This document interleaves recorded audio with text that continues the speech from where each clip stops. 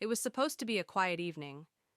Jasmine Crockett had accepted an invitation to dine with a group of policy advocates, an informal gathering after a long week of hearings.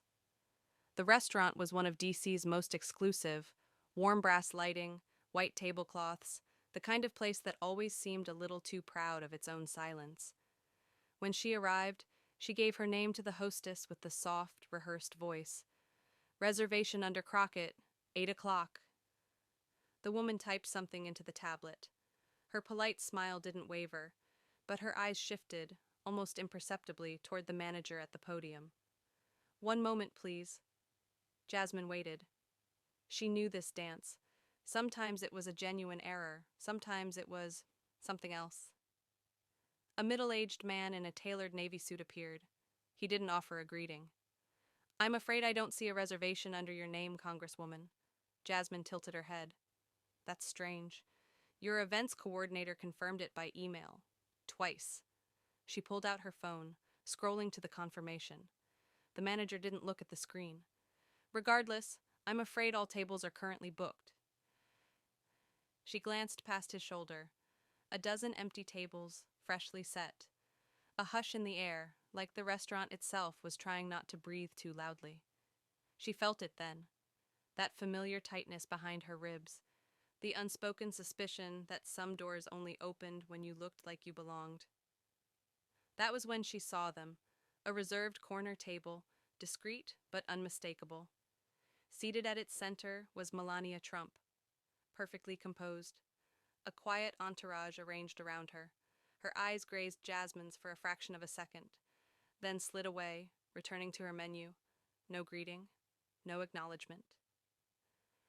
The manager cleared his throat. "I'm very sorry for the inconvenience." He wasn't, and Jasmine knew it. "You're sure there's nothing available?" "Unfortunately, no." The lie was clean, polite, sanitized. Jasmine didn't raise her voice. She didn't argue. She looked around at the other diners, some pretending not to notice, others watching too carefully.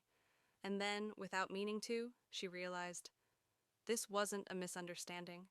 This was a message. Jasmine stood perfectly still. If she'd been younger or less practiced, she might have turned on her heel and walked out, let the moment slide away, dignified and private. But she was tired of dignified exits. She was tired of moments that never got documented, never got questioned, so she stayed. The manager shifted, trying to fill the vacuum with polite authority. "Again, Congresswoman, I do apologize." "You said all tables are booked," Jasmine said, her voice even. "Yes, ma'am." "May I ask you to confirm that with your floor staff?" A flicker of something, irritation or fear, passed over his face. "That won't be necessary." Jasmine looked beyond him to the rows of linen-draped emptiness. She gestured calmly. "I'm sure it won't take long." The manager inhaled like he was about to object again, but then a ripple of motion caught his attention. From across the restaurant, a woman was standing.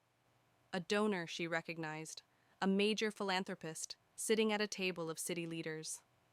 Her eyes locked on Jasmine, then drifted to Melania. Slowly, deliberately, she raised her hand and signaled for her server. And just like that, the hush became something else. Witnessing. Jasmine didn't look away from the manager. She didn't smirk. She didn't perform. She simply held the moment in place. She'd learned long ago that injustice preferred speed. It thrived on making you feel rushed to accept it. But she wasn't moving. Melania hadn't spoken. She hadn't so much as lifted her eyes again.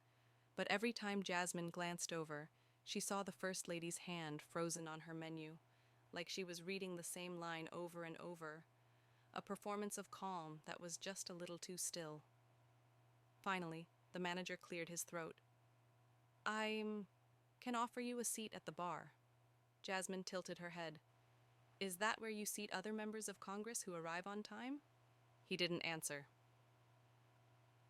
In that moment, a young server appeared, notebook trembling slightly. If you'd like, ma'am, you're welcome to sit at my station. I'll clear a table.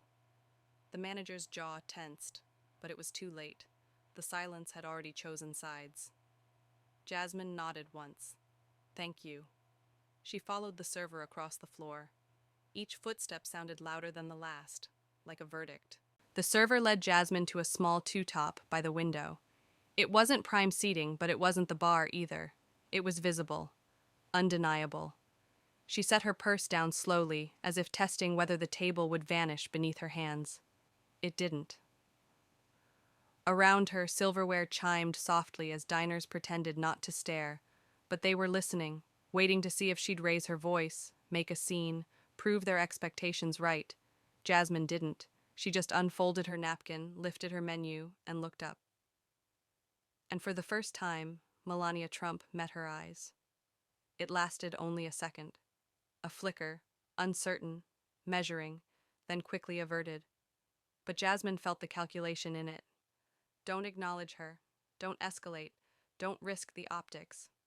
The server returned with water and a trembling hand. I'm so sorry, Congresswoman. This isn't. Jasmine held up a hand gently. You're not the one who owes me an apology. He nodded, relieved, and disappeared into the kitchen. For a moment, she wondered if she should leave. It would be easier, cleaner. But she remembered something her grandmother once told her. If you leave every room that doesn't want you, you'll never stand in one that needs you. So she stayed. 10 minutes passed in that charged hush. A few tables resumed their conversations in forced whispers. But when Jasmine felt a shadow fall across her table, she looked up without surprise. It was Melania's assistant, young, perfectly pressed, voice pitched too low. Mrs. Trump requests that you allow her privacy during her meal. Jasmine blinked, slow and deliberate. Privacy? Yes, ma'am.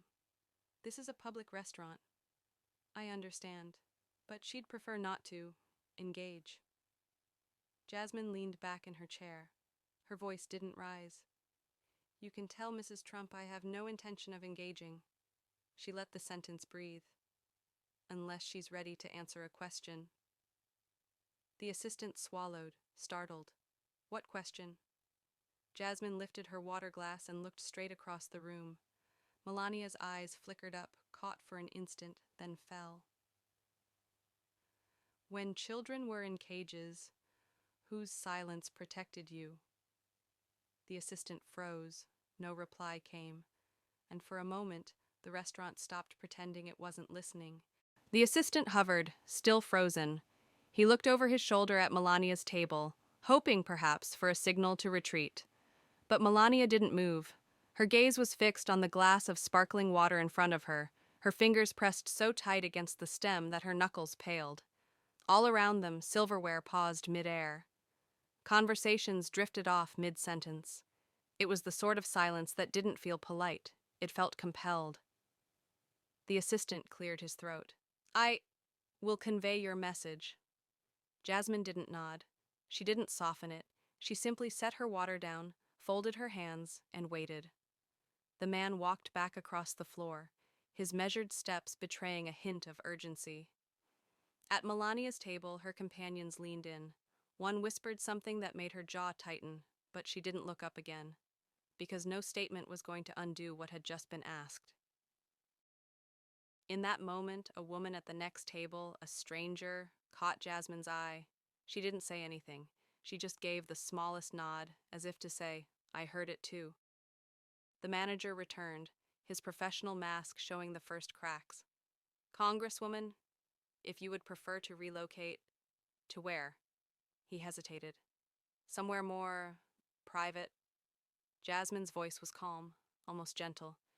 You mean somewhere less uncomfortable. For whom? No reply. She leaned forward. If her silence is so fragile that it can't coexist with a question, maybe it was never dignity. Maybe it was just convenience. The man swallowed. Behind him, Melania shifted, finally looking up, her expression unreadable. Their eyes locked, and this time, neither looked away. In that unbroken gaze, Jasmine saw everything she'd expected: the carefully curated distance, the subtle calculation, the same practiced composure Melania had used for years. But she also saw something else: recognition, like a flicker of understanding that no amount of staged calm could fully erase. For the first time, Melania parted her lips to speak. But whatever she meant to say never came out, because in that moment, the woman at the next table cleared her throat. Her voice trembled, but she spoke up anyway. "I remember those cages, too." The manager turned, startled. Another diner lifted his hand. "So do I." It spread like a spark in dry grass. One by one, people who had planned to keep their heads down began to raise them, and Melania Trump was left sitting in the middle of a room that no longer wanted to pretend. No one planned to speak. No one came that evening to take a stand. But something about that question, when children were in cages, whose silence protected you, stripped the polite veneer off the entire room. The woman at the neighboring table lowered her hand and looked straight at Melania. "I watched the footage every night. I kept hoping you'd say something." Her voice wasn't angry. It was weary, like a truth she'd been holding on to for too many years. 2 tables down, a young man in a dark suit shifted in his chair.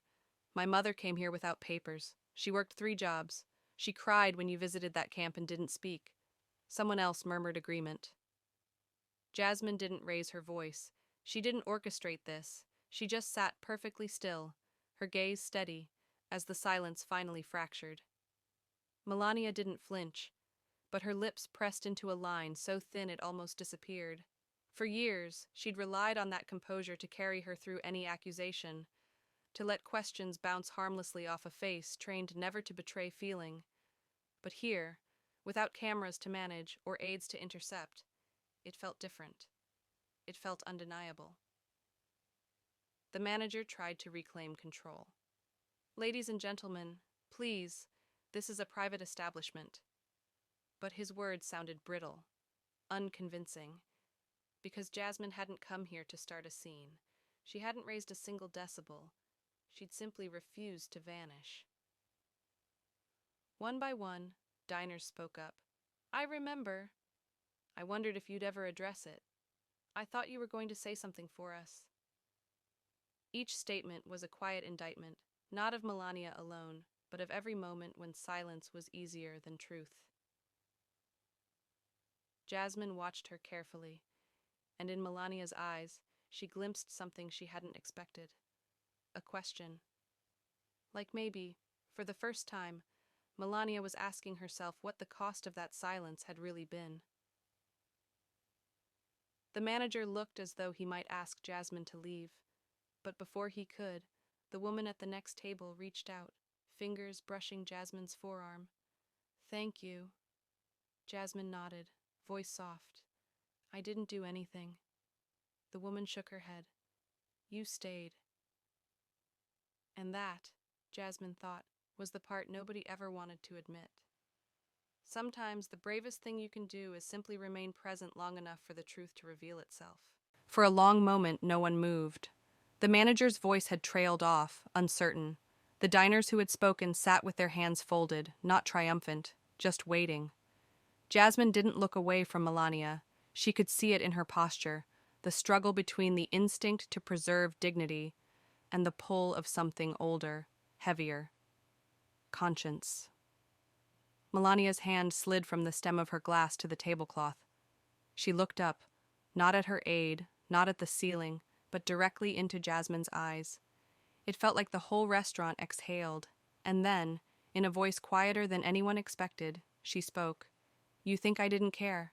It wasn't a question. It was almost a plea. Jasmine didn't respond, not yet. Melania's gaze drifted to the far window where the city lights glittered beyond the glass. "I didn't know what to do. I thought if I stayed silent, I wouldn't make it worse." Her accent was heavier when she was tired, softer when she wasn't performing. "I thought if I said the wrong thing, it would be used to hurt more people." Someone at the next table shifted uncomfortably. Jasmine remained still. Melania looked back at her. Maybe you're right. Maybe that was cowardice. Her voice broke, just for a breath. But I was afraid. The admission hung in the air, not an apology, not an excuse, just the small, raw kernel of something real.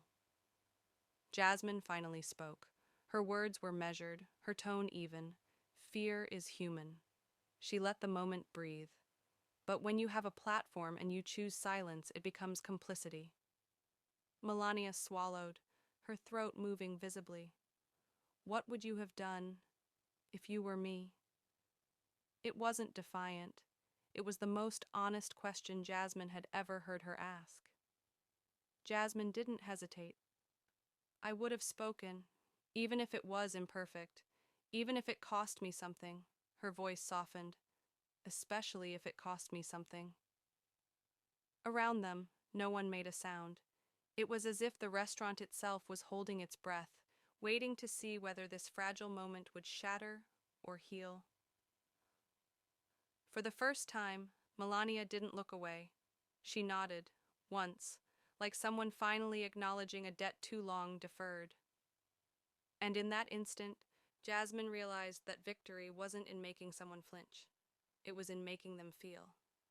For a long moment, neither woman spoke. Jasmine's words, especially if it cost me something, hung in the air like a bell toll no one could unhear. Melania's eyes dropped to the tablecloth.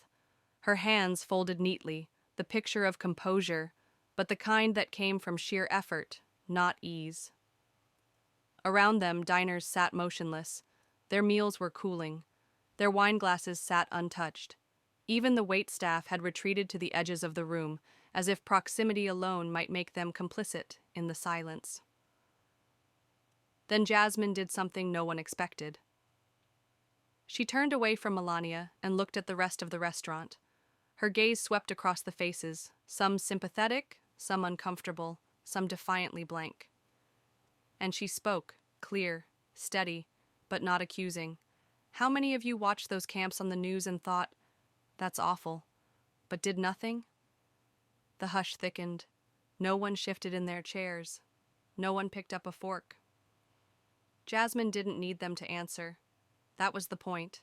The question itself was the answer. She let the silence expand, just long enough that every person in the room felt it settle on their shoulders. Then she continued, her voice softer. I'm not here to shame anyone, but if you believe silence is neutral, look around this room. She gestured lightly to Melania. This, right here, is what happens when silence grows roots. One man at a corner table closed his eyes. A woman dabbed at her cheek with her napkin. No one applauded. No one dared. Because the moment wasn't about performance. It was about truth. Melania exhaled shakily. You make it sound so simple. Jasmine turned back to her. It is simple. Her eyes locked on Melania's. It's just not easy. And in that sentence, the room seemed to exhale as one. A collective, reluctant recognition. Silence had been easier, but easier was over. Jasmine reached for her water glass. Her hand didn't tremble. Melania, for once, didn't look away. Jasmine set her glass down, her voice still echoing in the quiet.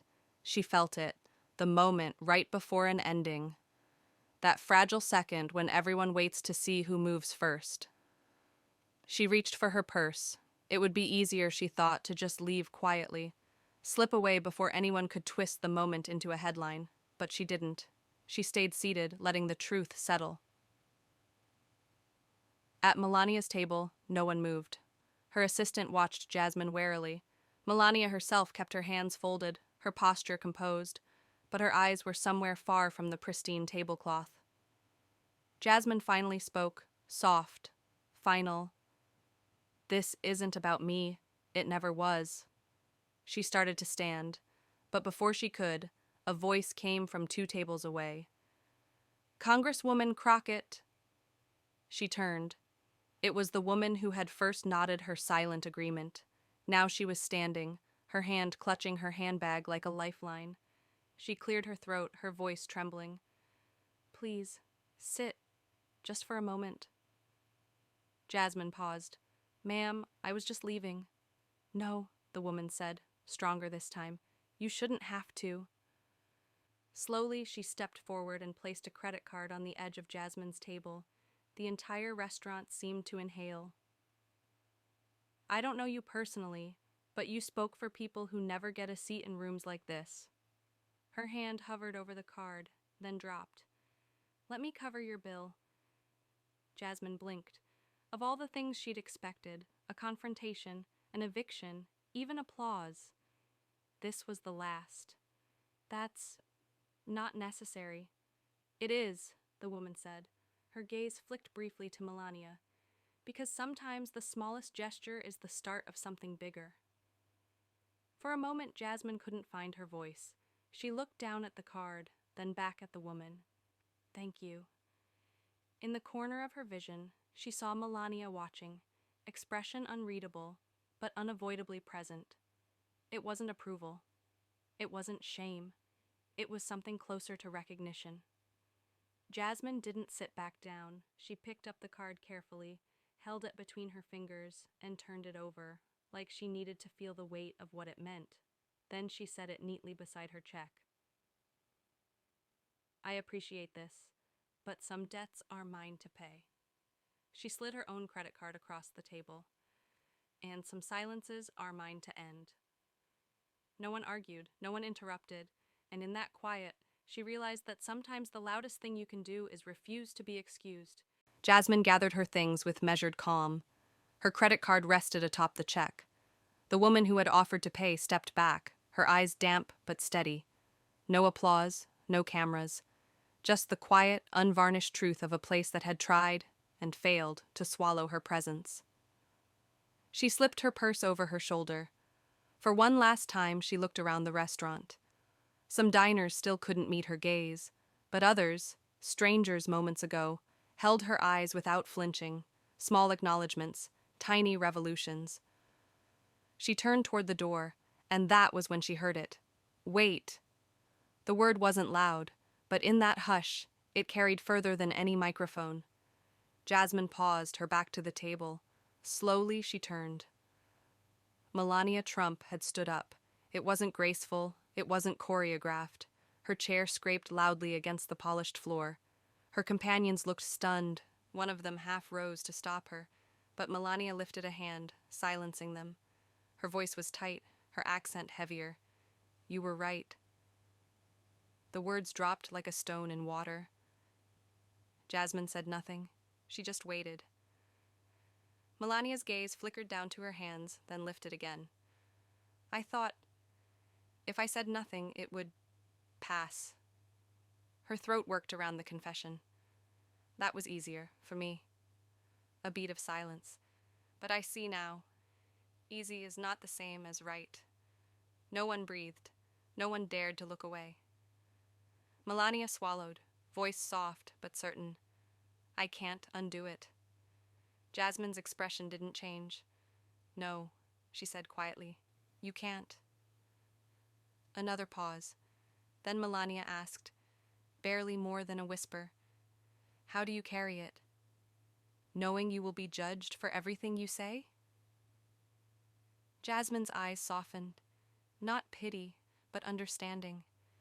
"You carry it because if you don't, someone else will pay the price for your silence." For the first time, Melania looked like she might cry. But no tears fell. She simply inclined her head. Once, a concession, a recognition, maybe even an apology. Jasmine didn't offer comfort. She didn't need to. This was enough. Then, without another word, she turned and walked toward the door. And for the first time all evening, no one tried to stop her. Jasmine pushed the door open. A rush of cool night air met her, carrying the quiet thrum of the city beyond the restaurant's golden glow. She didn't look back. Because the power of the moment wasn't in witnessing her exit. It was in knowing she had stayed long enough to force a reckoning. Inside, no one moved to reclaim the conversation. No one resumed their meals right away. Even the servers stood frozen at the periphery, uncertain whether they were still serving dinner or bearing witness. Melania hadn't sat down again. She remained standing by her table, one hand resting on the chair back, as though the simple act of acknowledging Jasmine's question had exhausted something she'd been holding for years. Outside, Jasmine paused on the sidewalk. She didn't pull out her phone to record her thoughts. She didn't compose a tweet. Some moments, she knew, lost their power the instant you tried to brand them. She closed her eyes for just a breath, let the weight of the encounter settle. Then she opened them again, exhaling a quiet certainty. The work wasn't done, but for tonight, it was enough. Inside, a few diners began to stir. Some looked at Melania with questions they'd never dared voice. Others looked at their own plates, wondering what silences they'd been complicit in. Because Jasmine hadn't come to humiliate, she hadn't come to conquer. She had come to ask. And in asking, calm, unwavering, undeniable, she had left a mark no exit could erase. As she walked into the night, a young woman slipping out behind her whispered, "Thank you." Jasmine turned just enough to meet her eyes. For what? For reminding us that silence isn't neutral. Jasmine smiled. Small, tired, but real. It never was. She turned the corner and disappeared into the city's hum. No cameras followed, no headlines proclaimed her victory. But she knew, so did everyone in that room. The question would outlive the evening, and sometimes that was all it took to change everything. I didn't walk into that restaurant to create a scene. I walked in because I refuse to disappear when it's more convenient for others. Some people will say I embarrassed her, some will say I was rude. But I didn't come to be polite. I came to ask the question that silence never answers. Who does your comfort cost? You don't have to agree with me. You don't even have to like me. But if my presence makes you uncomfortable, maybe that discomfort isn't about me at all. Maybe it's about the truth we've all been taught to swallow. And tonight, I chose not to.